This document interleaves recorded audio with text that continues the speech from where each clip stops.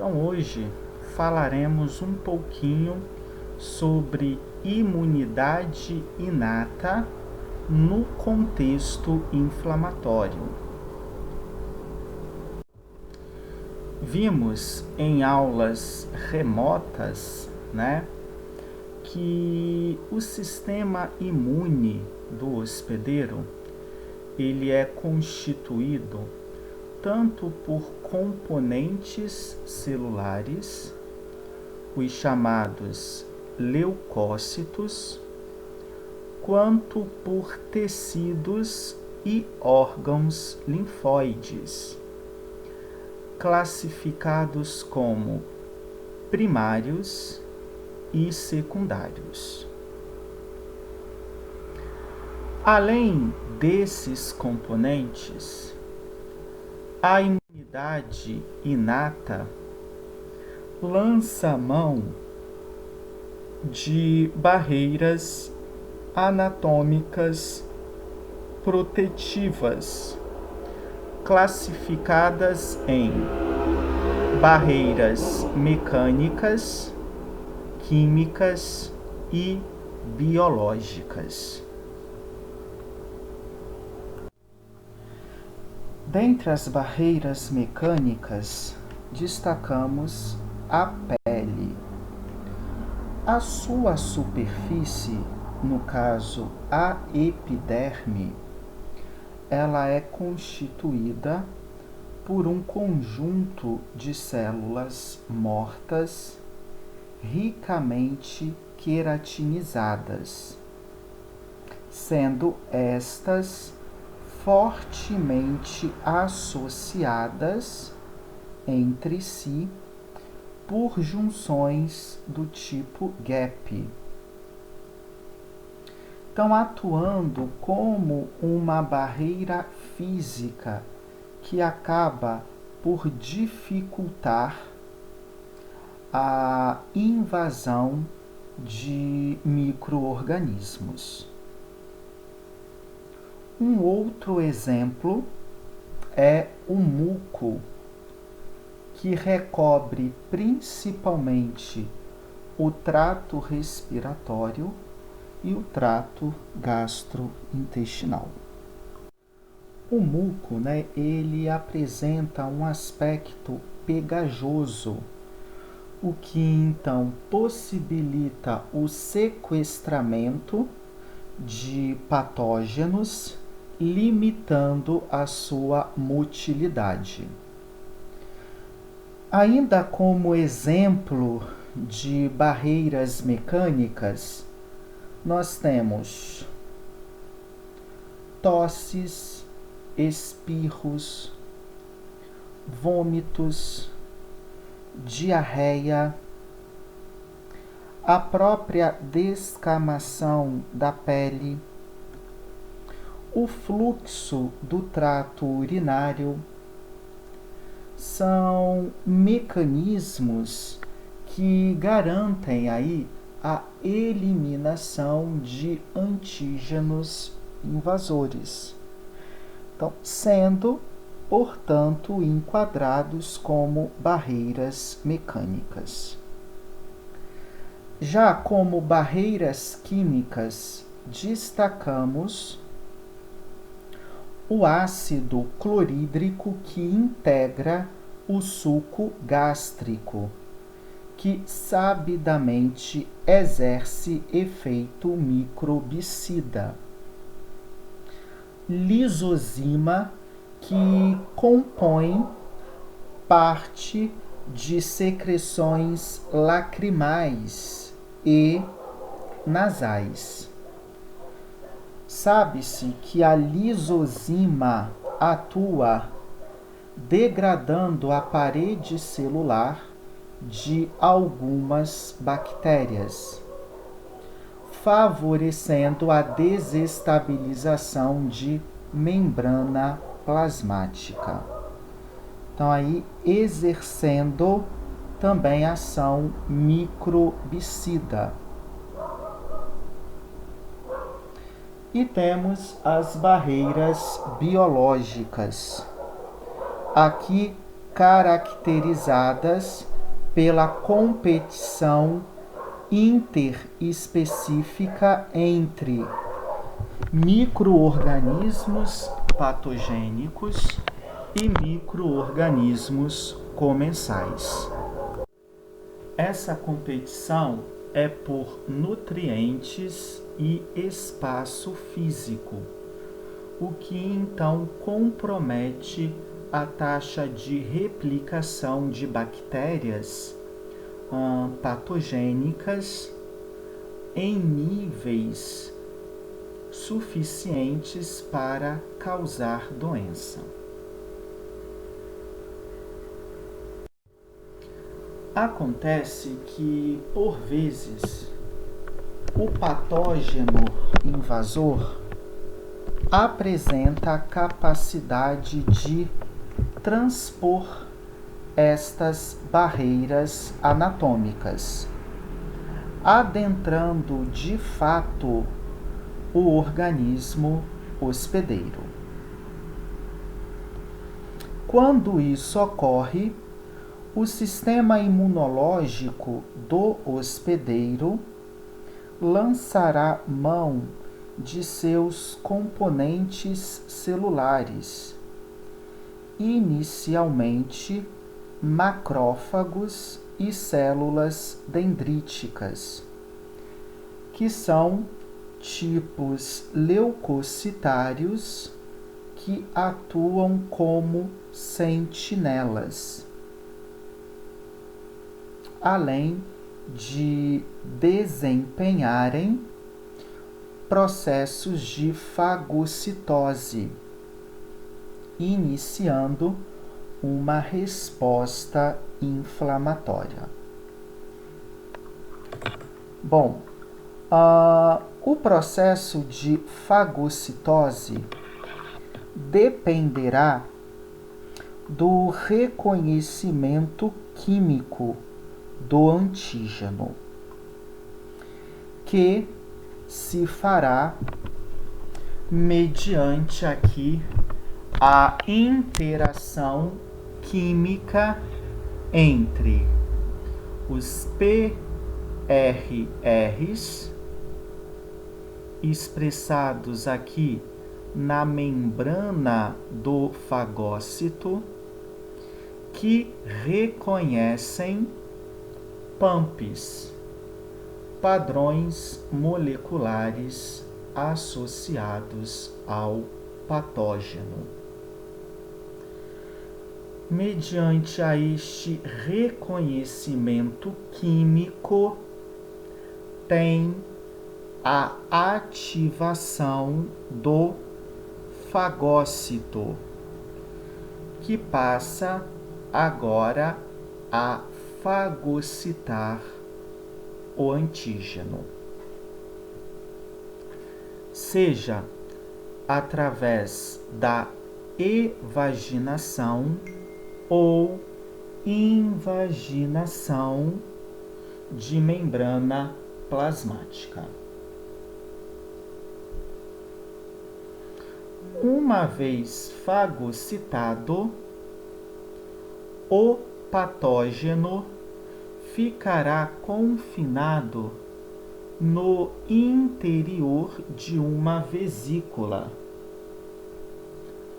denominada fagolisossomo. É no interior desta vesícula que o antígeno será degradado por mecanismos dependentes e não dependentes de oxigênio.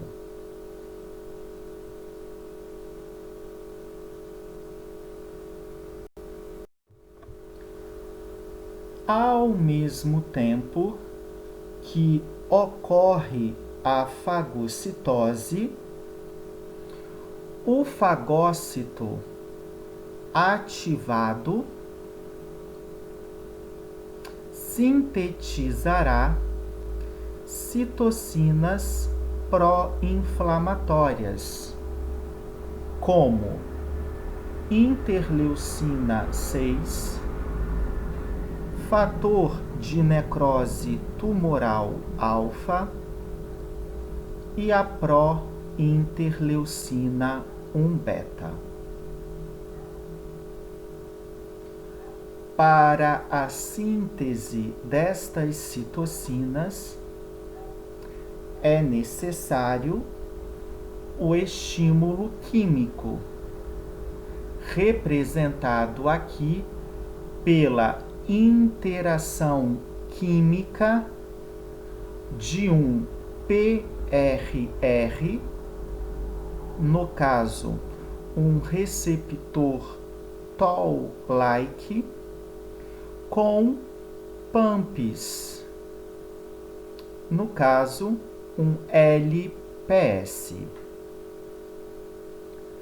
Através desta interação química, verifica a ativação do receptor, que uma vez ativado, ativa uma proteína citossólica, denominada MID88. Esta proteína está acoplada ao receptor e, quando ativada, induz uma via de sinalização intracelular, levando à formação de um fator de transcrição nuclear, denominado NF-κB. Uma vez formado, o NF-κB migra em direção ao núcleo, onde iniciará a transcrição de genes relacionados com a síntese destas citocinas.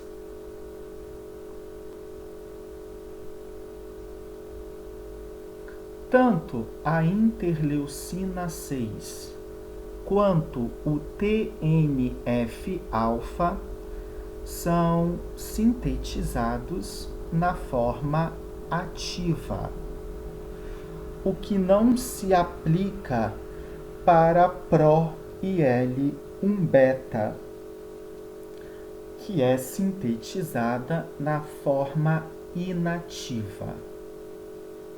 Desta forma, para exercer sua função biológica, faz necessário a sua ativação,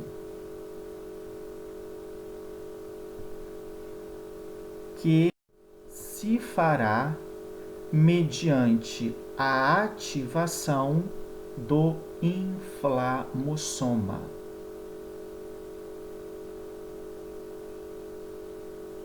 Bom, o que é o inflamossoma? É um complexo multiproteico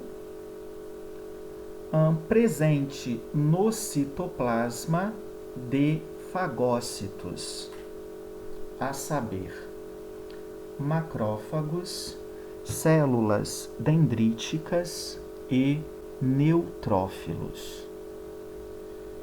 Esse complexo, ele é constituído por 3 principais grupos de proteínas. Nós temos aqui as proteínas NLRs, que atuam como sensores do complexo. É através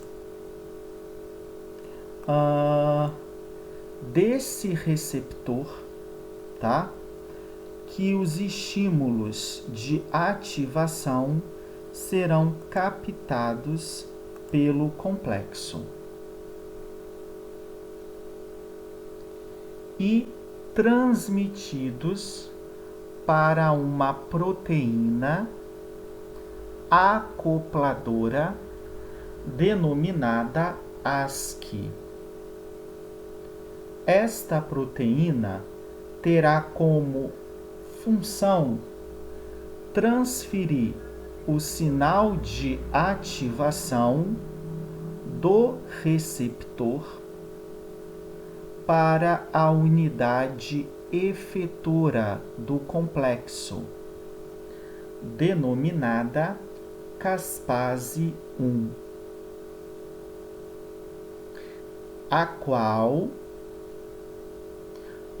catalisará a reação de conversão da ProIL-1-beta em IL-1-beta,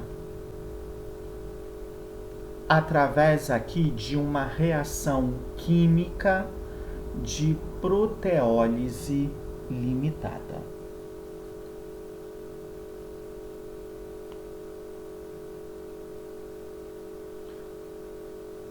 Para a ativação do inflamossoma, é necessário a coocorrência de dois sinais.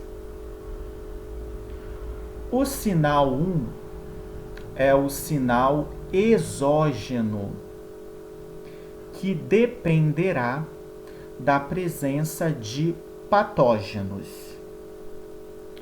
E este será estabelecido através da interação química entre PAMPs com PRRs.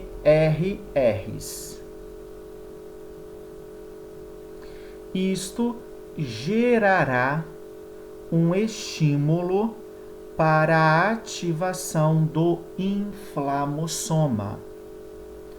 No entanto, este estímulo por si é fraco e não levará à ativação do inflamossoma.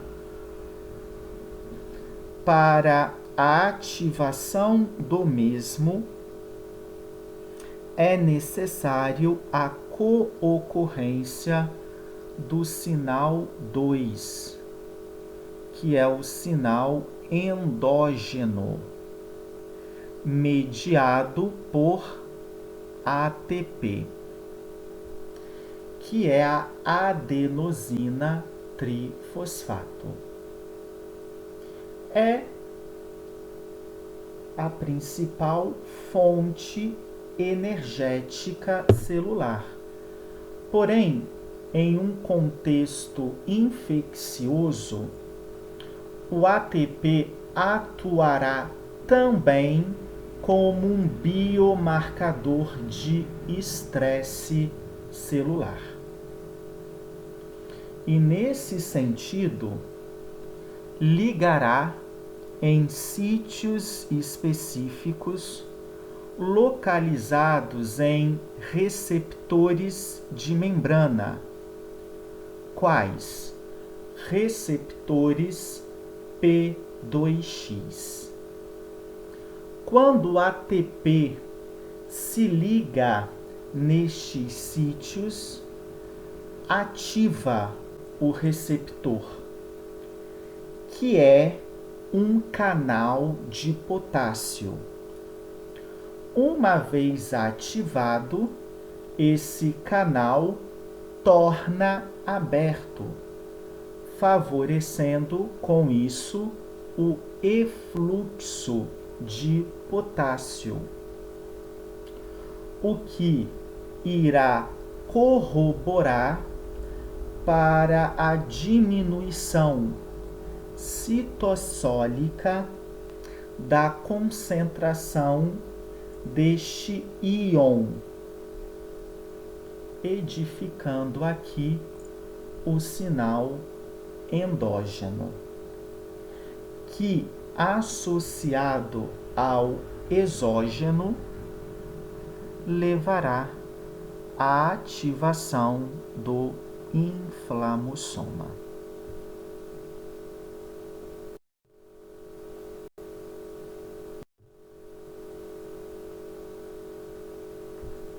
Uma vez sintetizadas, estas citocinas atuarão tanto ao nível local quanto sistêmico.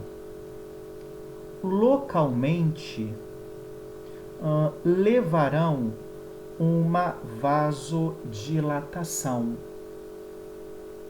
que é um aumento do diâmetro vascular, aumentando, por conseguinte, a permeabilidade vascular, além de induzir a expressão de moléculas de adesão leucocitária na superfície endotelial, favorecendo etapa de diapedese. Sistemicamente, tais citocinas atuarão em diversos tecidos do hospedeiro, como o hipotálamo. O hipotálamo é o centro termorregulador do organismo. E a nível hipotalâmico, estas citocinas induzirão a síntese de prostaglandinas, que estão relacionadas ao aumento da temperatura corporal, favorecendo aí ocorrência de febre.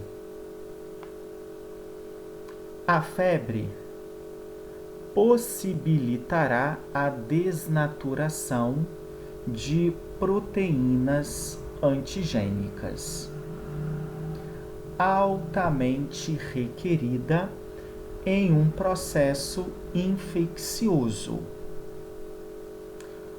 Porém, desnaturará proteínas próprias, inativando. Nesse contexto,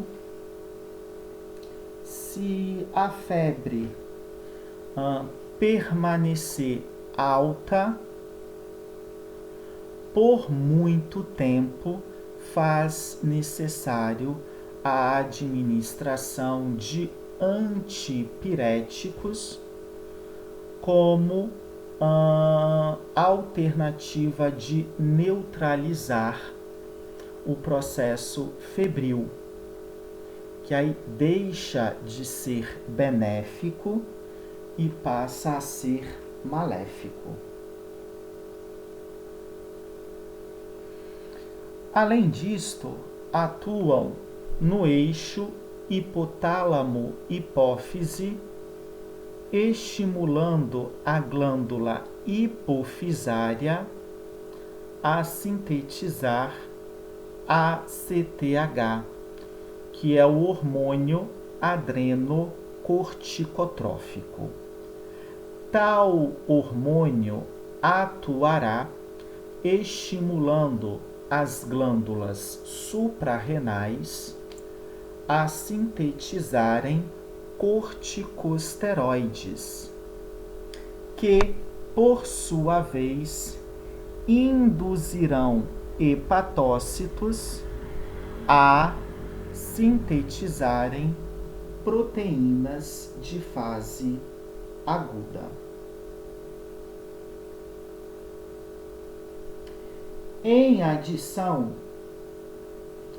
estas citocinas pró-inflamatórias atuarão diretamente sobre o fígado induzindo hepatócitos a sintetizarem proteínas de fase aguda, como a proteína C reativa, proteína ligadora de mannose, fibrinogênio,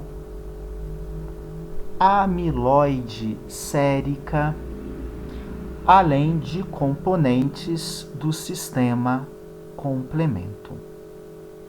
Então, estas proteínas induzirão uma reação inflamatória aguda, a qual é pertinente em um processo infeccioso. Tais citocinas ainda poderão atuar na medula óssea, estimulando a leucocitopoiese, bem como atuarão no tecido muscular e adiposo, estimulando a degradação de proteínas e gordura, levando à formação de ATP, o qual favorecerá a manutenção do estado febril.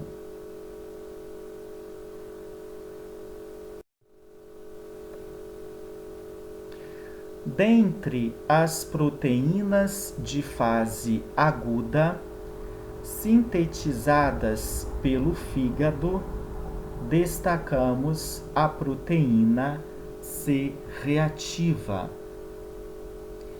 que atuará como opsoninas, facilitando a fagocitose de bactérias.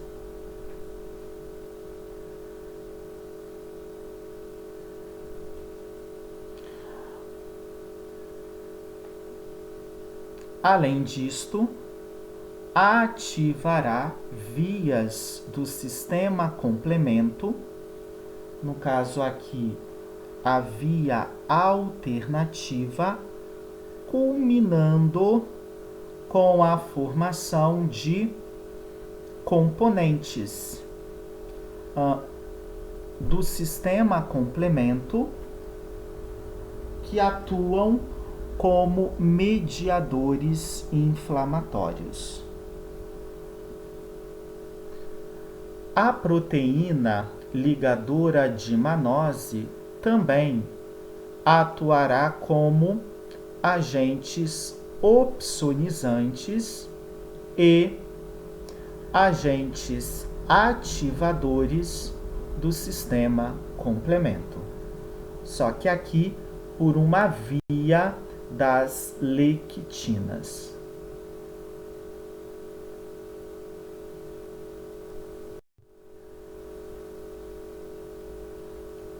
Então, esse quadro aqui ilustra o amplo espectro de ação das citocinas pró-inflamatórias no organismo contra infecção. Então, estas citocinas atuarão sistemicamente ao nível hepático, estimulando a síntese de proteínas de fase aguda. Atuarão no endotélio vascular, bem como na medula óssea vermelha, favorecendo a leucocitopoiese. Atuarão ainda a nível hipotalâmico, favorecendo o estado febril,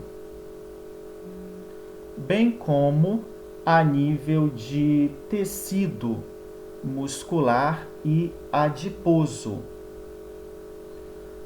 contribuindo aí para a degradação de gorduras e proteínas necessário para a manutenção do estado febril. E atuarão também estimulando as células dendríticas a migrarem para linfonodos, ativando a resposta imune adaptativa, uma vez que atuam como APCs.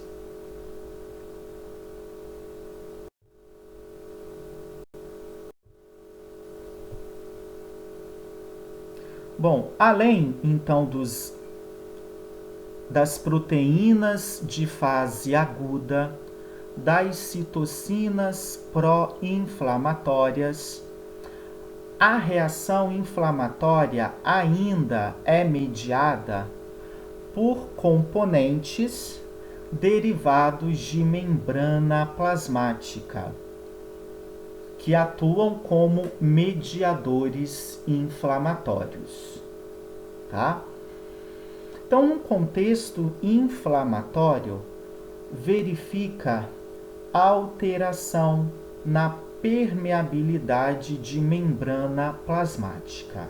Isso favorece a ativação da fosfolipase A2, que uma vez ativada, passa a degradar fosfolipídios de membrana, levando à formação do ácido araquidônico.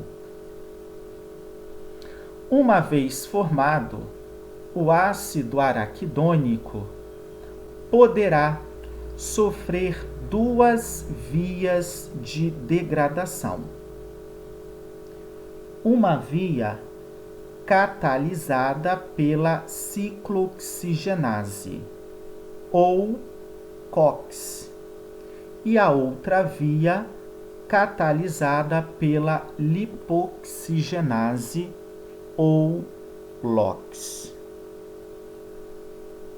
Existem dois tipos de COX, a COX-1 e a COX-2. Ambas degradarão o ácido araquidônico em prostaglandinas. Já a LOX degradará o ácido araquidônico em leucotrienos. Tanto prostaglandinas quanto leucotrienos são potentes mediadores inflamatórios, favorecendo vasodilatação, aumento da permeabilidade vascular, bem como atuando como agentes quimiotáxicos. Além disto, as prostaglandinas exercem outros efeitos, como dor, por irritar terminações nervosas, além de febre a nível hipotalâmico. As prostaglandinas, mediante sua degradação, formarão tromboxano, que é imprescindível no processo de coagulação sanguínea por favorecer a agregação plaquetária.